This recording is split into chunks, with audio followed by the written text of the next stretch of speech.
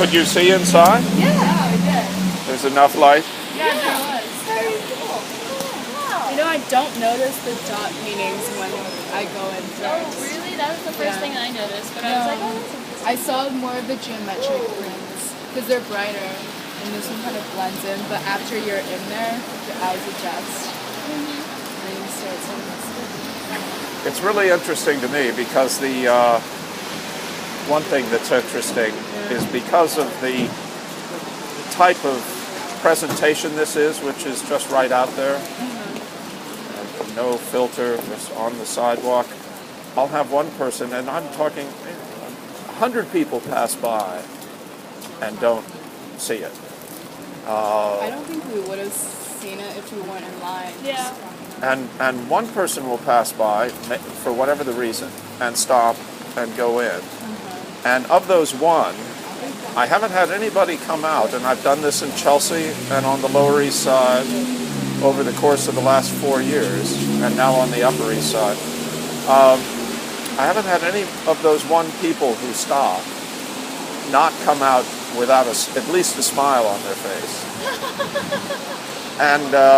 And what I was going to say is, of those ones that stop, I'll have one say, "Oh, I don't think you should have anything else other than the geometric paintings," or something like that. They'll have an opinion.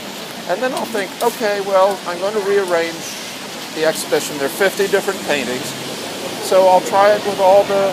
And then another person will stop, and somebody who's followed me on because I have an email list and things, and they say, "Oh, I'm tired of these paintings. I want to see the other paintings." And what I'm saying is, I like your reaction that you didn't see them, and I like your reaction that you did see them, and that fits right in with... Yeah, well, I like dots. Polka dots is my favorite thing.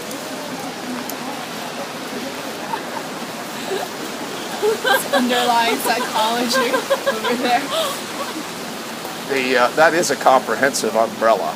Thank you. Such It a was- small person. Now, what do you two spend your time doing when you're not standing in line in the rain and going to the Neue Gallery? Honestly, just actually along this museum strip for me. I just go to all the museums. I'm all over. I'm an art history major, so, you know, it comes with the description. Yeah. I am appreciative of many arts. Yeah, and she also does some work of her own. Yeah, she goes because she likes history. I go because I'm like, oh, do you see how small those brushstrokes are? Yeah. And do you both live here? I live around here. I live downtown. Great. You in school in town here? Yeah. NYU. Great. Absolutely fantastic. And you make paintings, or? Yeah, I try to. Whenever I get the chance, when I'm not studying or doing something else or whatnot. But for the most part, I do a lot of acrylics on canvas and stuff. The Yeah. surfaces are pretty cool. Yeah. She likes a lot of ensemble kiefer, which Right. the surface is really rough. I like rough surfaces. Where you can definitely see where the paint differentiates from the surface and kind of comes out into this space instead of being very flat. So that's why I like the dots a lot. The dots, I'm like, oh, you see where there's the little, What is this repurposed, or is this... No, this was fabricated from scratch. Oh, okay. Because it reminds me of maybe you had a shipping crate. I don't know if it's that size, but... No, shipping crates I feel are larger? a lot bigger. I had the idea back in 2008, 2009, around then, and I wanted to show my work, for whatever the reason was, as I said a little bit earlier, without any filter. So no gallery, no middle person, just show it. And in order to do it, I thought the sidewalks of New York would be very nice, and in order to do that, I had to look into what you have to do in order for something like vending. And if you're vending things you make, artwork you make, you don't need a permit. However, you do have to conform to the size that they limit you to, and that is 8 by 3 by 5 feet high. And when I imagined a day like today, I thought I want to put a roof on it. And that sort of turned it into you manipulated the space to kind of be exactly what you wanted. Because the roof and like enclosing it is a very interesting, like, I am going to define exactly what I want you to see. As opposed to like in a gallery where you can have a piece, but depending on the pieces around it, it all gets really contextualized, right? So like this is a very interesting like way of making sure that you have full control over their perception of like pieces.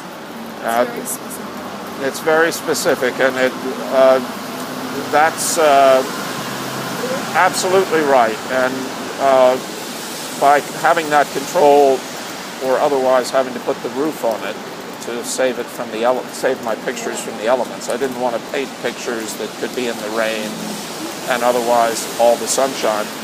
It demanded that I figure out a way to light it, and hence the niches and the. Anyway, delighted you stopped. I thought it was like a sidewalk thing where you can go in and hide from the rain for a weekend. Because I first saw you like going in there. I was like, oh, that's Well, I had 3 young French people who spoke not much English, and they came over and they had packed their lunch, and they asked me, could they eat their lunch here? They were on their way to the Guggenheim, and you don't know exactly how to take that, but what are you going to say? I've eaten lunch in there, and so I said sure, and but I wanted them to experience it before they ate lunch, so they knew where they were, and I think they completely misunderstood me because I said, I'd like you to shut the doors for just a moment and take in the space. And I think they thought that I wanted them to shut the doors while they ate their lunch so people wouldn't see they were doing that. And they were in there for 10 minutes. It was great. And So do you usually just like read in there and see how the... Or do you wait outside? I usually wait outside. Yeah, I can see how it can get crampy in there. Well, it's not that. The surefire way to attract a crowd is to go inside. That's why I saw you go inside. Yeah, we were staring at you, and we were like, okay. See, it works. And the absolute way to attract a crowd is to go inside and shut the doors. And you can, and then people are like, what are you doing in there? What's going on? Yeah. But that's actually not my intent completely. So I will, I'll go over and I'll stand like here, and I do a fair amount of writing. I write a journal so if I can, I'll say these nice young ladies came and et cetera, so I have an idea of what's going on and jogging my memory. Why did you name it Barbara? I named it Barbara because I thought it should have a name, and I am, certainly old enough to be your fathers, and my generation name things after women. So also you like go in there. So I thought, well, I wanted to have a name so that people wouldn't just think black box, and if they see a name, you have to think somewhere inside that's not just a black box, it's a something. It's like Barbara Ann. And after that, it could have been anything, but I was reading a book again around the time I had the idea, and once the city imposed this limitation, the book I was reading became very relevant because it was by a Frenchman, and it was about World War II bunkers on the coast of France, those huge concrete things that they build all over the world, and they named some of them, and one was named Barbara. Oh. And in the final analysis, I knew this would be in deep relief because I was making it out of the 1x3 square steel pipe, and the name Barbara on this bunker was in cast concrete, so it was in deep relief, and I liked very much the way it looked. Yeah, It's- it gives the identity to the box, and if it didn't have the title, I might have not Barbara's very thought symmetrical. more. It's, both of those things are true. Did you fabricate this yourself, or? I fabricated it myself, except, I mean, made the maquette, designed it, I have a friend who's a very fine pipeline welder, a beautiful welder. I know welding some, but it required more than I know, so I asked him if he'd help me. And, How do you get this around? I push it. Yeah. You push it alone? It's on wheels, and I push it alone. Where do you keep it at night? And I push it, for example, my little truck and trailer that I crank Barbara on every evening is up on 87th Street, Okay. 87th and 5th, and a lot of this project is figuring out those little details. Logistics. Yeah. You don't have like your unpaid interns?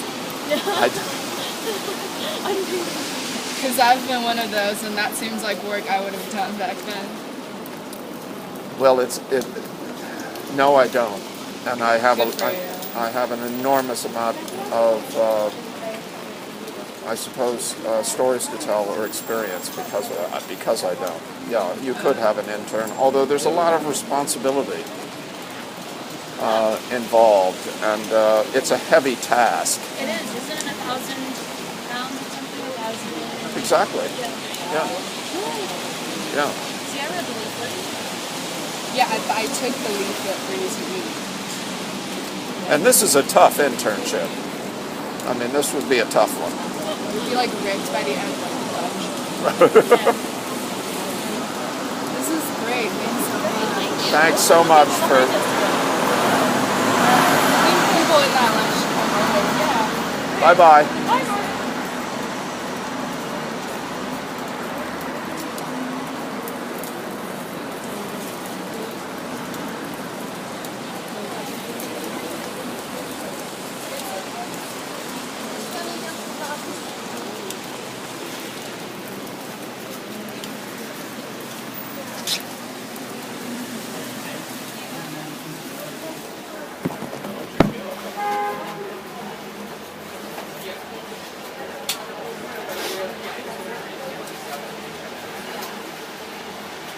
Woo.